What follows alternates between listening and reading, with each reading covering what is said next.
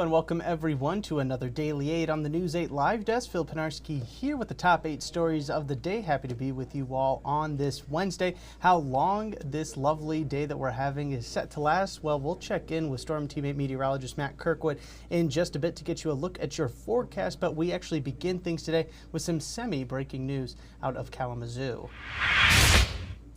Authorities are currently investigating a deadly shooting that killed a man late last night. It happened in the area of Cadillac Street and Holly Street around 10:45 p.m. Officers with the Kalamazoo Department of Public Safety were called to the area on reports that a person had been shot and the victim was actually taken to the hospital in a private car. Police arrived at the scene of the shooting and found shell casings and a bullet hole in a nearby home. The victim, who has been identified as 23-year-old Shaquall Anderson, died at the hospital. It was found that he had been shot in the chest. At this time, KDPS has yet to make an arrest in the shooting and are working on any leads at this time. Anyone with information on the shooting is asked to contact the department or silent observer to remain anonymous. Earlier this morning, local educators in Grand Rapids held a walk-in at Union High School to highlight the importance and support for public education. This is in direct response to the comments made by President Donald Trump that he wanted to dismantle the Department of Education and leave teaching up to the state. Last week, the department announced it had laid off about 1,000 staffers. The walk-in group consisted of teachers, parents, students, and other supporters who said that this move to dismantle the Department of Education would negatively impact the community here in Grand Rapids. Protesters held signs that read "Protect Public Education" and strong public schools equals strong communities. To Ottawa County now, where the Sheriff's Office took to social media this week to warn people of suspicious door-to-door salespeople in various neighborhoods. According to the Post, the salespeople are going to residents claiming to sell soap in intent to enter people's home. The Sheriff's Office says that they have received multiple reports of these encounters over the past few months. And it's not just in Ottawa County either. News 8 spoke to an Allegan resident who said that they had a similar instance happen to them, and they actually captured the incident on their Ring doorbell camera. The Ottawa County Sheriff's Office is offering some helpful tips to avoid any dangerous encounters and to make sure that what they are selling is legitimate. Some of those tips on how to make sure what is going on is legal is by taking a look at the attire that the seller is wearing and what vehicle they are driving around in, and also to never let them inside your home.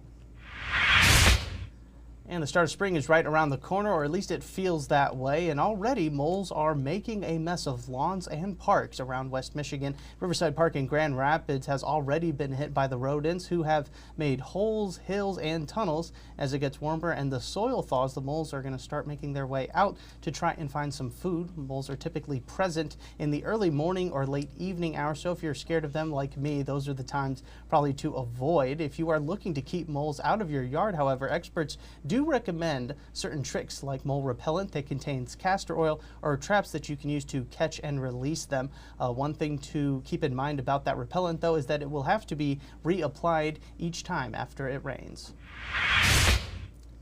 A new mobile health van is set to launch later this year to provide medical services to the city of Grand Rapids' homeless population. The van will be moving from location to location through Grand Rapids to serve as many individuals as possible. Individuals can get primary care, mental health services, screenings, and other treatments through this service. This is being done through Catherine's Health Center, a West Michigan nonprofit. Leaders say that this is a step in the right direction to bridge the gap in access to health care. The van was funded through public and private donations exclusively and is currently being outfitted for use. The hope is to have it up and running sometime this summer.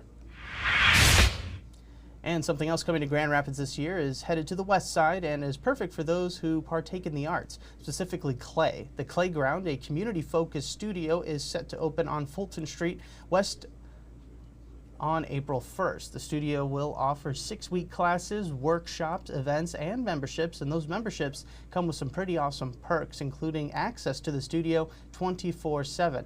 Yes, you could be creating works of art or more practical pieces like cups and bowls at any time of day. You won't be able to kiln the pieces, but you will have all of the tools at your disposal. It's also located near the Bitter End Coffee Shop, which is open 24/7 as well if you need a late night or early morning pick-me-up. We're going to step aside now and get you a look at your forecast with the help of Storm Team meteorologist Matt Kirkwood. Our stormy March pattern will continue. Yet another storm system organizing in the Central Plains. On the backside of it, you can see snow on ahead of it. We're going to see some storms develop, and we'll have a few of those rumbling through the area. It looks like late this afternoon, especially this evening. Temperatures one last mild day out there with readings mid to upper 60s, breezy south wind out there. There's that risk area, and it has moved a little bit further north, including basically all central and southern lower Michigan with a marginal risk and even a slight risk, 2 out of 5 category. Comes up to just south of Kalamazoo, and like last week Friday, the greater threat of severe weather will be actually in Illinois. So this is what we're tracking. Much colder air arrives tomorrow, and believe it or not, as we change the calendar over to spring officially, we have a good chance of accumulating snow, not just snow, but accumulating snow, and that colder pattern is going to stick around. About an inch or less tomorrow morning. Finish out the day with some sunshine, slightly milder temperatures on Friday, then back to the chilly temperatures throughout the remainder of the 8-day. All right, thanks, Matt. And the potential for snow is some unfortunate news, not only for me, but for those looking to hit the beach sometime soon. And speaking of the beach, the South Haven Visitors Bureau has donated 2 brand new beach wheelchairs designed specifically for the terrain out there. They were donated to make the shoreline more accessible to more people. The chairs will be available at South Beach, and people can reserve them at no cost to them. Officials with the Visitors Bureau said that they donated the chairs to ensure the whole family can enjoy a day at the beach. About 158,000 out of the 2.6 million visitors to South Haven last year had a disability that limited their travel. That is according to data. The Bureau is also offering matching grants of up to $5,000 for projects that make the beaches even more accessible in general. We have links on our website right now if you would like to submit a proposal. And that's going to do it for us today on the Daily 8. We will, of course, have the extended version of the Daily 8 coming up on Wood TV Plus starting at 2 p.m., where we'll also be checking in with Storm Team 8 meteorologist Sarah Flynn and get you a look at some potential severe weather we might be expecting later tonight and throughout the rest of the week. So hopefully you do join us then, but if not, I do want to thank you so much for tuning in to the latest edition of the News 8 Live Desk. I'm Phil Pinarski, and we hope you have a great rest of your day.